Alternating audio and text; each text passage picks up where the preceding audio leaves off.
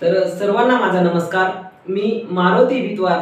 आज आहे शनिवार आणि मी आज तुमच्यावर करणार आहे मूलभूत हक्कांमधील समतेचा हक्क म्हणजेच कलम 14 चा प्रहार.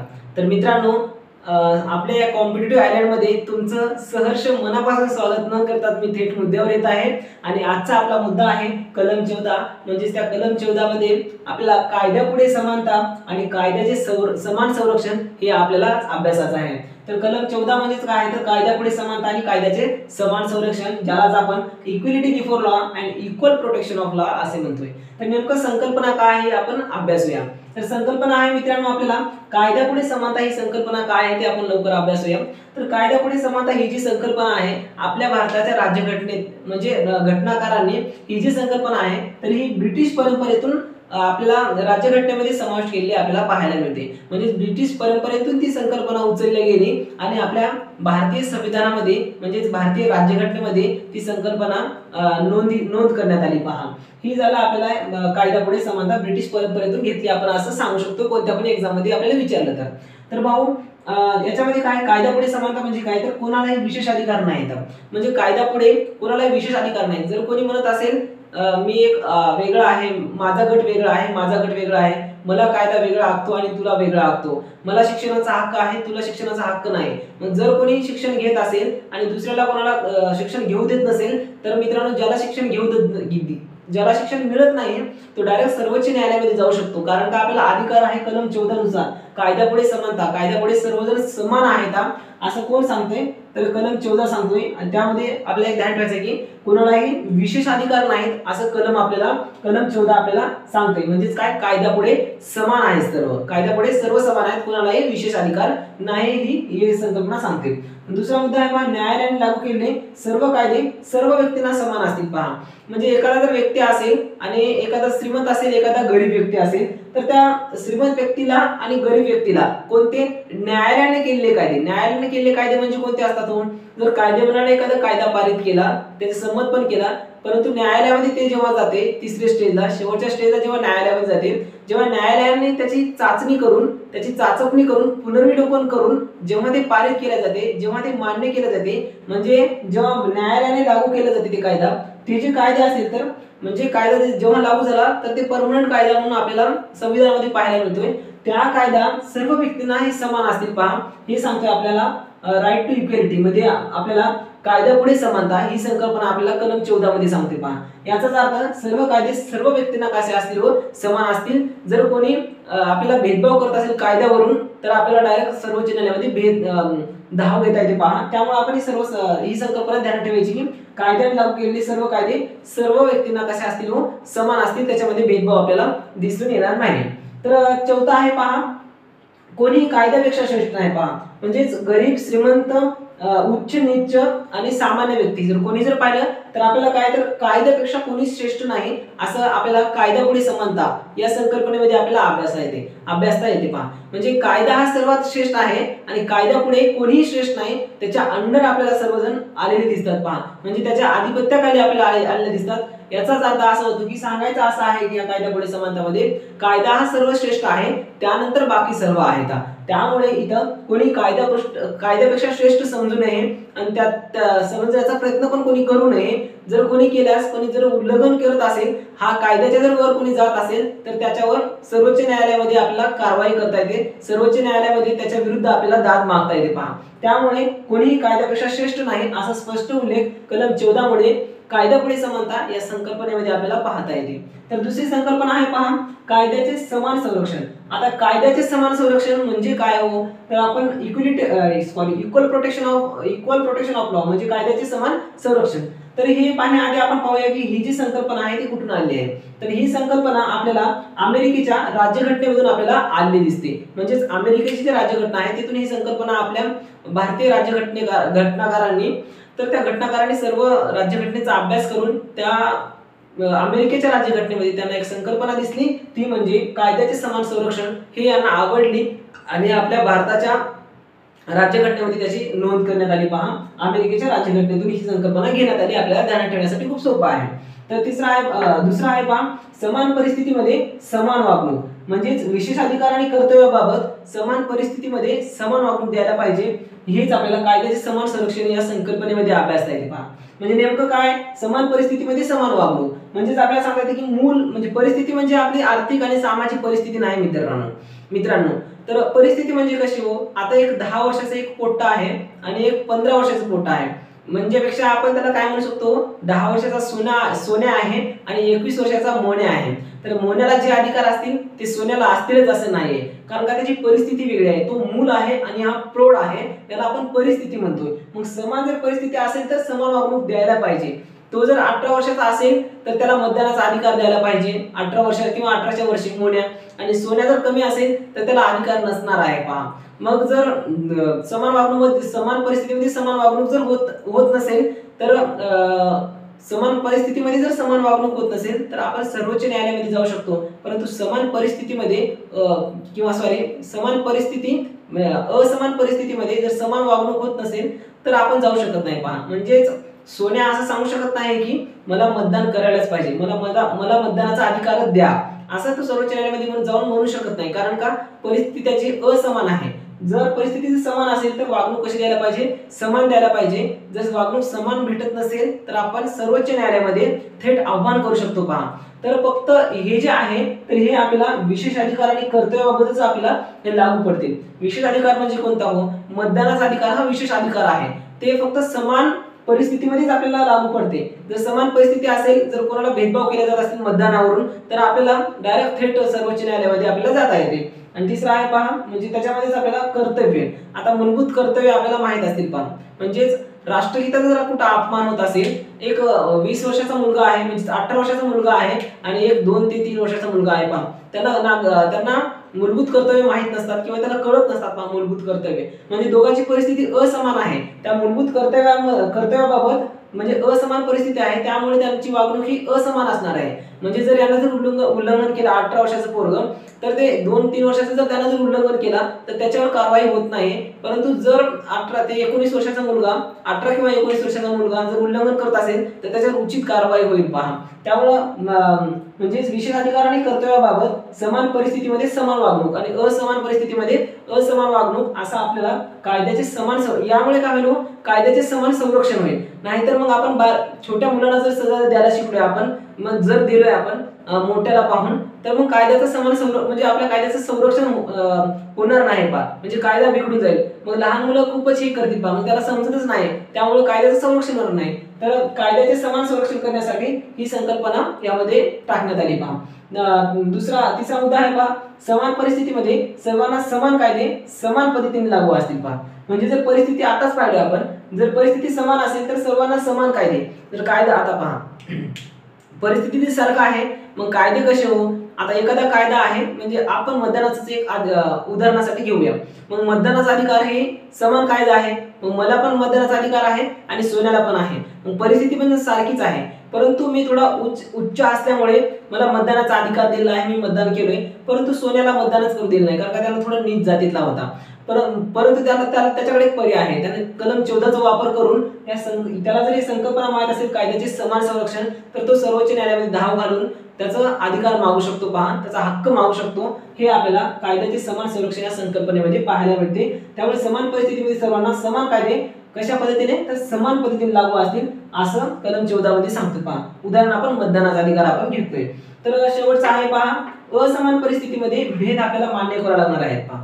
मग आपण याच्यामध्ये सांगू पहा अगोदर, असमान जर परिस्थिती असेल तर आपल्याला भेद मान्य करावा लागणार आहेत.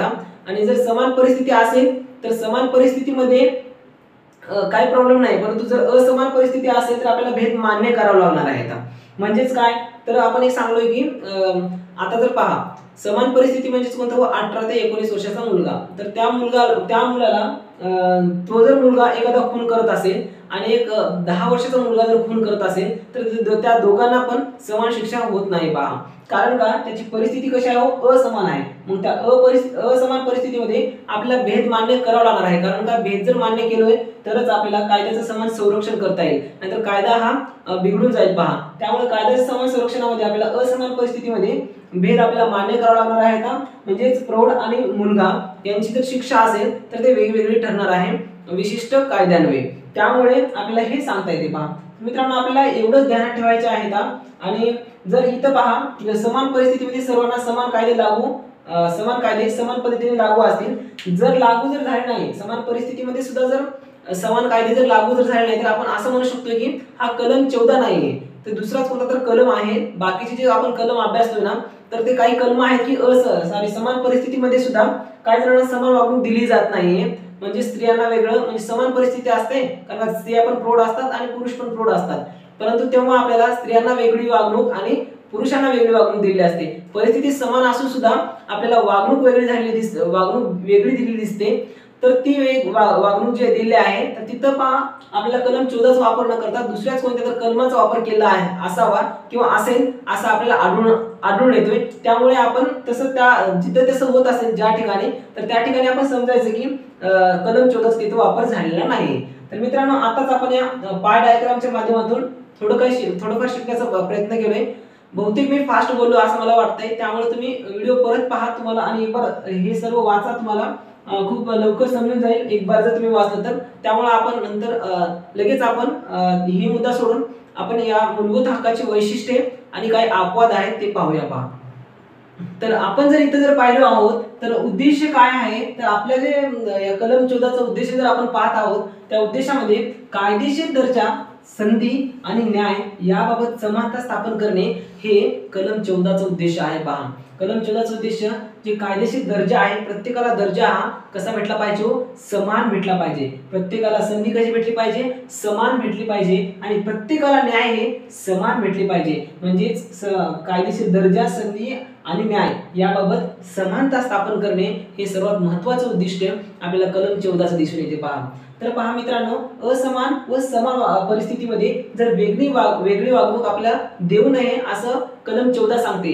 जरी आपल्याला दिसून आले असेल, जर कुठं समान वागणूक आपल्याला दिसून आले असेल, फौजदारी गुन्हा असेल किंवा न्यायालयीन गुन्हा असेल, त्या गुन्ह्यामध्ये किंवा कोणत्या ठिकाणी जर आपल्याला समान व असमान परिस्थिती असताना सुद्धा आपल्याला जर वेगळी वागणूक दिलेली आपल्याला दिसली असेल, तर तिथं आपण समजून घ्यायचं की तिथं कलम 14 चा वापर केलेला नाही. आपण हे समजून घ्यायचं, तिथं दुसराच कोणता तरी कलम लावलेला असेल, जे की कलम आपण नंतर अभ्यासणार आहोत. तर हे आपल्याला लक्षात ठेवायचं आहे. तर तिसरा आहे पहा, कायद्याचे राज्य.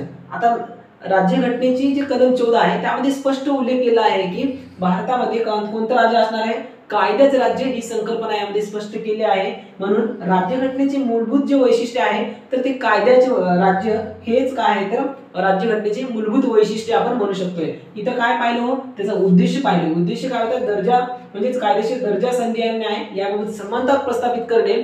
आणि हे जे उद्दिष्ट आहे आपल्या राज्यघटनेचे जे उद्दिष्ट आहे, राज्यघटनेचे जे वैशिष्ट्य आहे, राज्यघटनेचे मूलभूत जे वैशिष्ट्य आहे ती म्हणजे कायद्याचे राज्य, म्हणजे कायदा आहे सर्वश्रेष्ठ असणार आहे, म्हणजेच कायद्याचं राज्य असणार आहे, हे आपल्याला सांगता येते. जर तुम्हाला जर कोणी विचारलं असेल तर आपल्या राज्यघटनेचं मूलभूत वैशिष्ट्य काय आहे, तर आपण सांगू शकतो की कायद्याचे राज्य. तर इथं याचा जे उल्लेख आहे ते कलम 14 मध्ये केलेला आपल्याला आढळून येतो. म्हणून आपण राज्यघटनेचे मूलभूत वैशिष्ट्य हे कायद्याचे राज्य असं आपण सांगू शकतोय.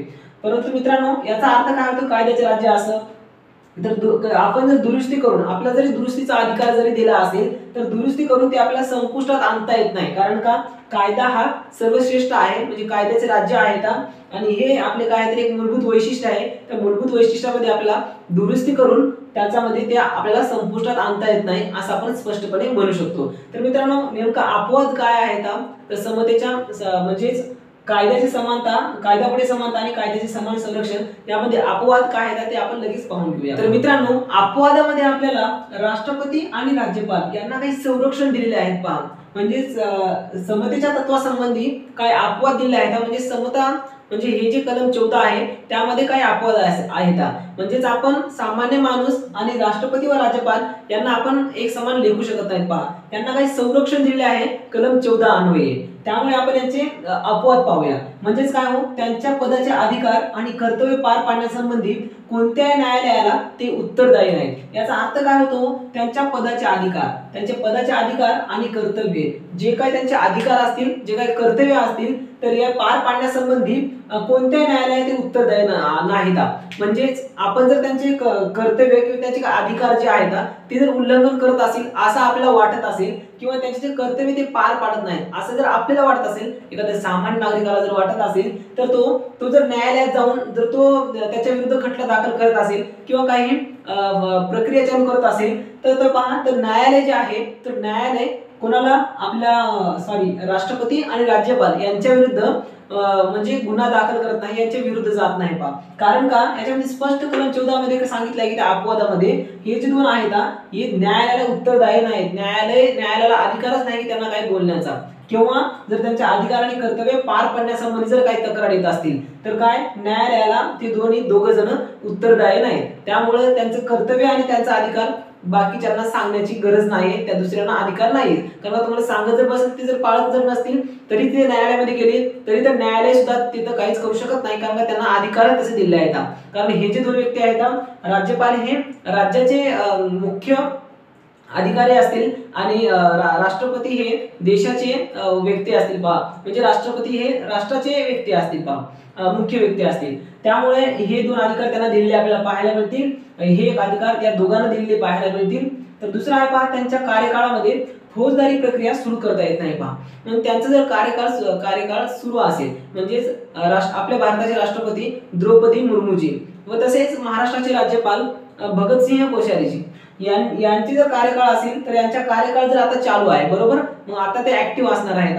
मग त्या ऍक्टिव्ह कार्यकाळामध्ये जर त्यांच्यावर जर आपण कोणती फौजदारी गुन्हा जर दाखल करण्यात आला असेल, मग म्हणजेच काय, त्यांनी जर कोणाचा खून केला असेल अगोदर, म्हणजे केव्हा पण जर काय केलं असेल तर ते खून करत नाहीत असं. म्हणजे जर आपण फौजदारी गुन्हा म्हणजे कोणता आणि न्यायालयीन गुन्हा आपल्याला माहित असला पाहिजे. फौजदारी गुन्हा म्हणजे कोणता, जो पोलिसाद्वारे केला जातोय, पोलिसाद्वारेच केला जातोय, परंतु ते कोणत्या संबंधात काही खून केला असेल, कोणाचा मर्डर केला असेल, ते फौजदारी गुन्ह्यामध्ये म्हणजे क्रिमिनल गुन्हा असं आपण त्याच्यामध्ये म्हणू शकतोय. तर ते क्रिमिनल जे प्रक्रिया आहे, जे फौजदारी प्रक्रिया आहे, ते आपल्याला त्यांच्या कार्यकाळामध्ये सुरू करता येत नाही पहा. हे त्यांना संरक्षण दिलेलं आहे, असं करता येत नाही. जर आपण जर म्हणत असेल यांच्यावर अगोदरचा गुन्हा आहे, काहीतरी आहे, मग आपण त्यांच्यावर आता हे करू, मग ते काहीच होत नाही बबल्या. तर त्यामुळे कारण का, यांच्यावर यांना कायद्याद्वारे कलम 14 द्वारे एक संरक्षण दिले आहे, त्यामुळे आपण करू शकत नाही. जर डिफरंट पर्सन असेल तर तू म्हणशील बबल्या जाऊन की सर्वोच्च न्यायालयामध्ये मी हे केलं होतो आणि मला अटक केल्या, आणि आपले जे राष्ट्रपती आहेत ते पण तेच केले होते, मग त्यांना पण अटक करा, त्यांनी पण एकाचा खून केला होता ना अगोदर, मग त्यांना पण अटक करा म्हटल्यावर होत नाही भाऊ. कारण का, राष्ट्रपती आणि राज्यपाल यांना कलम 14 अन्वये त्यांना काही अधिकार दिले आहेत. तर त्याच्यामध्ये सांगितलं की स्पष्टपणे फौजदारी प्रक्रिया त्यांच्या कार्यकाळात तर त्यांना सुरू करता येत नाही. कार्यकाळ संपल्यानंतर आपण बघू शकतो, परंतु त्यांचा कार्यकाळ सुरू असताना तर आपण करू शकत नाही. आणि तिसरा आहे पहा, त्यांच्या कार्यकाळामध्येच आपण अटकेची कारवाई सुद्धा त्यांना करू शकत नाही. म्हणजेच फौजदारी गुन्ह्याप्रमाणेच काय, तर त्यांना अटक करा अशी सुद्धा कारवाई कोणी करू शकत नाही, कारण का त्यांना हे प्रोटेक्शन दिले आहे कलम 14 अंतर्गत. तर अटकेची कारवाई सुद्धा त्यांच्यावर केली जाऊ शकत नाही. तिसरा आहे पहा, परंतु इथं पहा, फौजदारी प्रक्रिया सुरू करता येत नाही, परंतु दिवाणी दावा आपल्याला दाखल करता येते पहा. दिवाणी प्रक्रिया म्हणजे कोणता हो, तर न्यायालयीन प्रक्रिया जी आहे, तर न्यायालयीन प्रक्रिया फक्त चालू करता येते पहा, म्हणजे त्यांच्यावर आपल्याला करता येते. परंतु चालू करण्याच्या अगोदर त्यांच्यावर जर आपल्याला दावा करायचा असेल तर हे काही हे केले, म्हणजे न्यायालयीन म्हणजे कोणते अधिकार हो, आपले काय असतात हो, म्हणजे याचे वाद असतील, म्हणजे धुऱ्याचे वाद असतील, शेताचे वाद असतील, भांडण असतील, तंटा असतील, हे जे आपण काय न्यायालयामध्ये जातो डायरेक्ट, म्हणजे पोलीस आपल्याला घेऊन गेले, जरी आपल्याला याच्यामध्ये घेऊन गेले जेलमध्ये, तरी ते 2 दिवसानंतर आपल्याला न्यायालयामध्ये हजर करतात पहा. म्हणजे हे जे खटले आहेत याला आपण काय म्हणतोय, हे जे दावे आहेत याला आपण न्यायालयीन दावा म्हणतोय. म्हणजेच काय होतं, दिवाणी दावा असं म्हणतोय. तर ते दिवाणी दावा त्यांना दाखल करता येते आपल्याला, म्हणजे करता येत नाही असं नाही, करता येते, परंतु ते करण्या अगोदर आपल्याला 2 महिने अगोदर त्यांना काय करावं लागेल हो, आपल्याला सूचना द्यावी लागेल, तरच आपल्याला दिवाणी दावा दाखल करता येते त्यांच्यावर. अन्यथा असं जर नाही केले असेल तर आपल्याला ते करता येत नाही. हे जे संरक्षण आहे तर आपल्याला कलम 14 द्वारे राष्ट्रपती आणि राज्यपाल यांना दिलेले आहे पहा. तर नंतरचे आपण संरक्षण आता काय आहे, नेमकं पुढचे संरक्षण ते म्हणजे अपवाद काय ते पाहूया लगेच पहा. तर मित्रांनो, अपवादामधला दुसरा जो घटक आहे, ते दुसरा घटक म्हणजे संसद किंवा राज्य विधिमंडळाच्या कामकाजाबाबत प्रसार माध्यमात केलेल्या खऱ्या अहवालाबाबत फौजदारी आणि दिवाणी खटला दाखल करता येत नाही पहा. म्हणजेच काय, त्या व्यक्तीवर दाखल करता येत नाही. म्हणजे त्याचं उदाहरण तुम्हाला सोपं सांगतो पहा. संसद किंवा राज्य विधिमंडळ, तुम्हाला माहिती आहे संसदेमध्ये डिबेट्स चालत असतात, किंवा राज्य विधिमंडळामध्ये सुद्धा खूप सारे डिबेट्स चालू असतात. म्हणजेच विधान परिषदेचं किंवा लोकसभेचं आपल्याला एक कामकाज पाहायला मिळते. त्या कामकाजामध्ये किंवा अधिवेशनामध्ये आपल्याला कामकाजाबाबत जर काही प्रसार माध्यमामध्ये म्हणजेच वृत्तपत्रे असो, टीव्ही असो, म्हणजे दूरदर्शन असो किंवा आपले रेडिओ असेल, त्या रेडिओद्वारे आपल्याला जर काही व्यक्ती असतील म्हणजे पत्रकार असतील, ते जे संपादक असतील, ते संपादक काय करतील हो, खरे अहवाल म्हणजे जे अहवाल बहुतांश जर खरे असतील आणि त्यांनी जर ते छापले असतील किंवा प्रसार माध्यमांद्वारे ते जर दाखवण्याचा कोणाला प्रयत्न करत असतील, तर आपण त्यांच्यावर म्हणजे जे पत्रकार आहेत, जे संपादक आहेत, त्यांच्यावर फौजदारी आणि दिवाणी खटला आपण दाखल करू शकत नाही. कारण का, हे कलम 14 द्वारे त्यांना प्रोटेक्शन दिलेले आहे. कोणाकोणाला, संपादकांनी आपले जे प्रसार माध्यमांचे म्हणजे वृत्तपत्र छापणारे वगैरे जे व्यक्ती असतील, मग त्यांना त्यांच्यावर आपण काय हे दावा दाखल करू शकत नाही. त्यांना कलम 14 द्वारे एक स्पेशल प्रकारे प्रोटेक्शन दिले आहे. कलम 14 द्वारे का दिले आहे, तर कलम 14 द्वारे तर दिलेच आहे, परंतु कलम 361 अंतर्गत त्यांना स्पेशल प्रोटेक्शन दिले आहे आणि त्याचा समावेश आणि याच्यामध्ये सुद्धा होतो पहा. म्हणजे कलम 14 आणि कलम 361 अंतर्गत त्यांना प्रोटेक्शन आहे, परंतु तिथं आपण समता आपण म्हणजे यांना एक संरक्षण दिले आपल्याला त्या कलम 14 मध्ये आपल्याला अपवाद आढळून दिसतो पहा. तर तिसरा आहे पहा, संसदेतील कोणत्याही व्यक्तीबाबत किंवा वक्तव्याबाबत खटला दाखल करता येत नाही पहा. म्हणजे आता जर संसदेमध्ये काय आपले डिबेट चालले जातात, म्हणजे संसदेचं म्हणजे राज्यसभेचं किंवा लोकसभेचं आपल्याला काय राज्य विधिमंडळातील किंवा संसदेतील म्हणजेच केंद्रीय विधिमंडळ म्हणजे संसद आणि राज्य विधिमंडळ म्हणजे आपली राज्य विधिमंडळ. राज्य विधिमंडळामध्ये कोण येतो, विधानसभा आणि विधान परिषद. यामध्ये विधान परिषद आणि विधानसभेचे आपल्याला अधिवेशन पाहायला मिळतात आणि लोकसभा व राज्यसभा यांचे सुद्धा आपल्याला अधिवेशन पाहायला मिळतात. त्या अधिवेशनामध्ये पहा खूप सारे असे जंगी भांडणं झाल्यासारखं होतात पहा, म्हणजे खूपच भांडणं होतात. तिथं काय आहे पहा, त्यांचे जर काही वक्तव्य असतील, एकमेकांना काही बोलत पण असतील, तर तिथे जर त्यांनी जर काही वक्तव्य केले असतील, तर त्या वक्तव्याबाबत आपल्याला न्यायालयात जाता येत नाही पहा. म्हणजे तिथं जर आपलं ते जर काही चुकीचं बोलत असेल, जर बाहेर येऊन जर आपण काय बोलत असेल, तर आपण एकमेकांवर खटला दाखल करू शकतो. काही चुकीचं बोलत असतील, एकमेकांवर जर मारून जरी घेत असेल, तर आपल्याला गुन्हा दाखल करता येते. परंतु या संसद किंवा राज्य विधिमंडळामध्ये जर काही वक्तव्य होत असतील, एकमेकांवर आरोप प्रत्यारोप होत, त्यामध्ये काही चुकून जरी काही शब्द जरी गेले असतील, जे अनपेक्षितपणे गेले असतील की कसे बी जावो, तर त्यामध्ये काय तर त्यांच्यावर आपल्याला तर कोणताही खटला दाखल करता येत नाही पहा त्यांना. कारण का, त्यांना कलम 14 द्वारे एक स्पेशल प्रोटेक्शन आहे, त्यामुळे ते काही बोलायचं त्यांना पूर्ण अधिकार आहे पहा. ते जरी खुर्च्या घेऊन एकमेकांना मारून जरी घेतले ना, तरी त्यांना आपण काही करू शकत नाही, कारण का त्यांना फुल प्रोटेक्शन दिले आहे पहा. तर चौथा पण झाले पहा हे राज्य विधिमंडळ आणि तिसरा आहे संसदेतील व्यक्तींवर गुन्हा दाखल करता येत नाही किंवा वक्तव्याबाबत जर त्यांचं का सुरू असेल किंवा काही.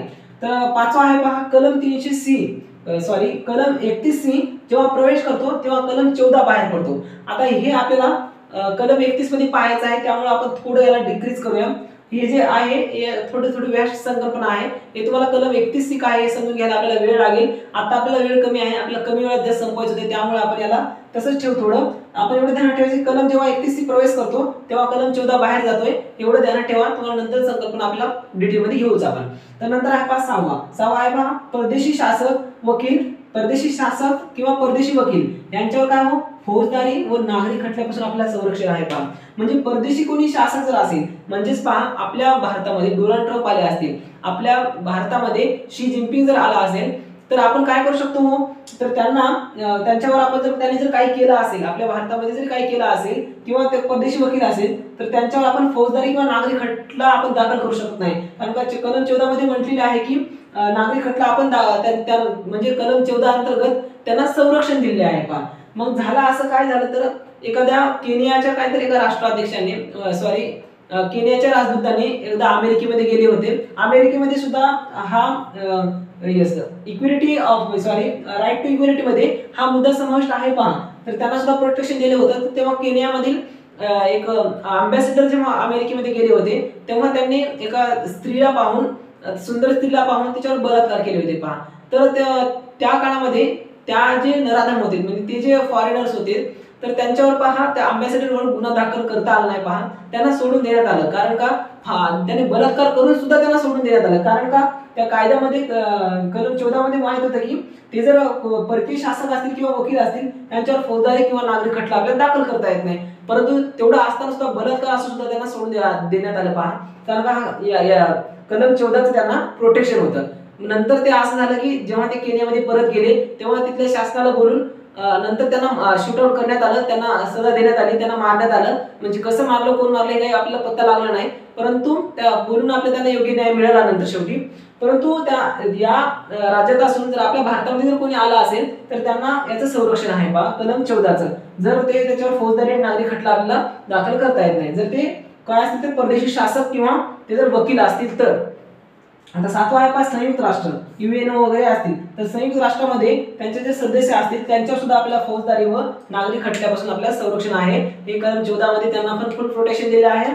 त्यामुळे संयुक्त राष्ट्र आणि त्यांचे जे सदस्य असतील त्यांना त्यांच्यावर सुद्धा आपल्याला फौजदारी व नागरिक खटल्यापासून संरक्षण आहे, असे आपण काय अपवाद म्हणू शकतोय. मित्रांनो, आशा करतो की तुम्हाला हे सर्व समजलं असेल. जर नाही समजलं तर तुम्ही कमेंट मध्ये नक्की सांगा, आणि समजलं तर पुढच्या व्हिडिओसाठी वेटिंग म्हणून तुम्ही कमेंट मध्ये लिहू शकता. मला पण कळेल की पुढचा व्हिडिओ बनवायचा का नाही. तर आपल्याला पुढच्या व्हिडिओमध्ये कलम 15 आणि कलम 16 अभ्यासाचा आहे. तर तुम्ही लिहून घेतला असेल, तुम्हाला समजलं असेल अशी अपेक्षा करून मी आपल्या मुद्द्याला इथंच थांबवतो. जर तुम्ही चॅनल सबस्क्राईब केलं असेल नक्की सबस्क्राईब करा. तोपर्यंत जय हिंद, जय भारत, जय महाराष्ट्र.